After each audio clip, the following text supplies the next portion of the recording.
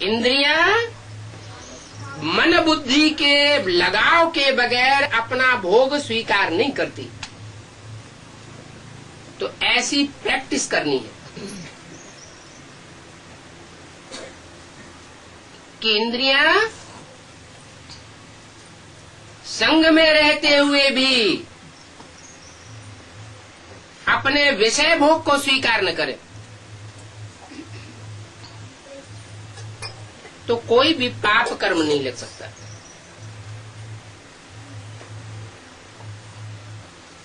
फिर इसके लिए हमको सैंपल किसको रखना है? किसी को फॉलो करना होता है तो एक सैंपल रखा जाता है। हमारा सैंपल है शिव बाबा। 2-3 रोज जैसे मनुष्य भूख हड़ताल करते हैं ना, तो इसमें भी याद करने का ऐसा सख्त पुरुषार्थ करना चाहिए क्या कि हमें किसी की याद न आए।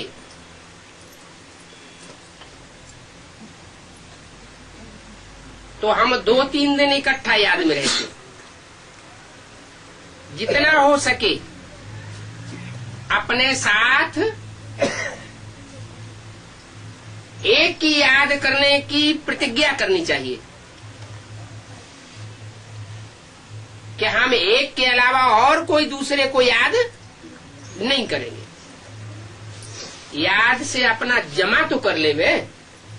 कैसी याद से? कैसी याद? विविचारी या अविविचारी? अब विविचारी याद से जमा होगा। खंडित याद होती रहेगी, दूसरों के बीच में याद आती रहेगी, तो घाटा होता जाएगा। सबसे अच्छी बात यह है, चलते फिरते भोजन पर याद की टेव डाल लेनी है। क्या? बैठकर याद करना वो बड़ी बात नहीं। बड़ी बात क्या है? कर्म करते हुए भी, जैसे चलते हैं, भोजन करते हैं, उस समय भी हमें याद रहे तो क्या होगा? भोजन में आसक्ति नहीं होगी। जैसे लगाव पूर्वक कोई चीज खाई जाती है तो वो चीज बार बार याद आती है। बड़ा अच्छा भोजन था, कितना स्वादिष्ट रसगुल्ला था, तो पदार्थों की भी याद आती है।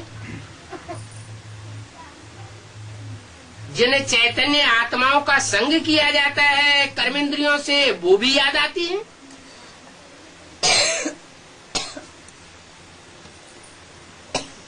तो वो विविचारी याद है। ऊंचे ते ऊंचे एक को ही याद करना है, तब अंतमते सुगति होगी। तो ऊंची ते ऊंची पद मिलेगा। अभी सबका अंतिम समय है, सबकी अंतमते सुगति होने वाली है। टाइम बहुत नजदीक आ चुका।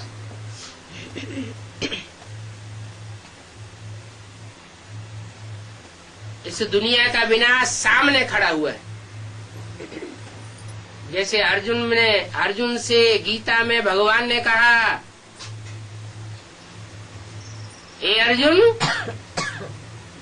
ये सब मरे पड़े।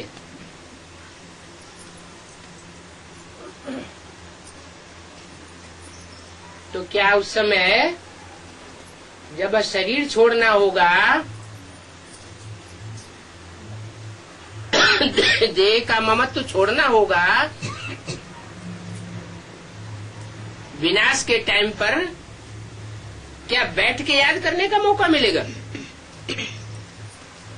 कोई जरूरी है कि चैन से वहां बैठ सकेंगे? चारों तरफ हाहाकार होगा, भाग दौड़ मचेगी, तो उस समय बैठ के याद करने का मौका मिलेगा क्या? नहीं मिलेगा। तो क्या प्रैक्टिस करनी चाहिए? कर्म करते, चलते फिरते, भोजन करते भी याद में रहना है, लेकिन एक की याद में रहना है। याद की यात्रा से तुमको फायदे बहुत है। क्या क्या फायदा होगा?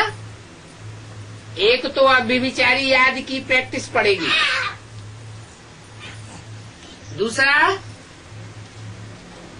जितना जितना हम याद करेंगे उतना वायुमंडल शुद्ध होगा। याद के टाइम में हमारी आंखों से जो वाइब्रेशन निकलता है, जिन जिन आत्माओं पर, वस्तुओं पर वो वाइब्रेशन पड़ेगा, वो पदार्थ भी, वो आत्माएं भी पवित्र होती जाएंगी। जितना जितना हम अव्यभिचारी याद में रहेंगे, हमारे पाप कर्म भस्म होते जाएंगे। और जितने जितने हमारे पाप कर्म भस्म होंगे, उतना हम धर्मराज की सजाओं से बचेंगे।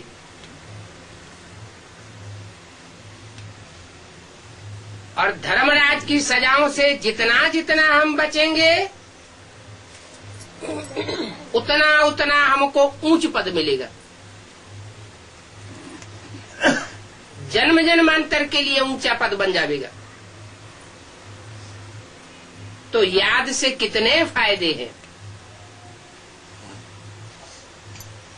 कहते हैं योग बल से विश्व की बादशाही मिल सकती है।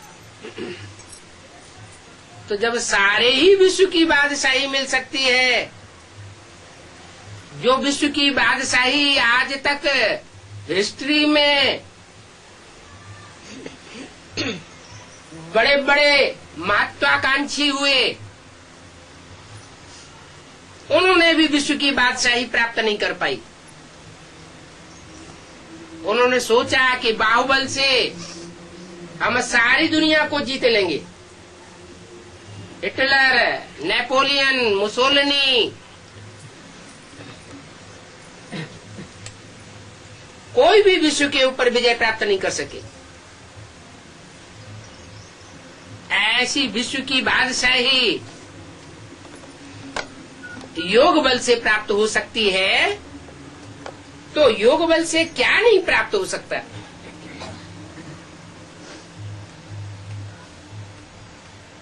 ये याद भगवान का सबसे बड़ा प्रसाद है, सबसे बड़ी देन है।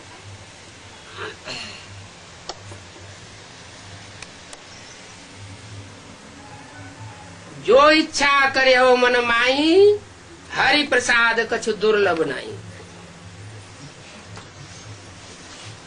कोई भी इच्छा करो, याद के बल से वो इच्छा पूर्ण हो सकती है। याद में इतनी ताकत बताई, उस गीता में भी जो मनुष्यों की लिखी हुई है, उसमें भी बताया कि संपूर्ण 100% याद में रहने वाला सारी दुनिया का संहार कर दे, सारी दुनिया की हत्या कर दे, तो भी उसके ऊपर कोई पाप नहीं लगेगा। और इससे ज्यादा क्या हो सकता है? तो याद का प्रताप बहुत कुछ कर सकता है। नेगेटिव भी कर सकता है, पॉजिटिव भी कर सकता है।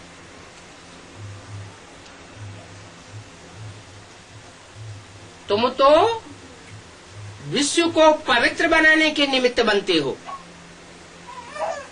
क्या विश्व में जो विश्व धर्मों की, हर धर्म की जो आत्माएं हैं, उन 500-700 करोड़ मनुष्य आत्माओं को याद के बल से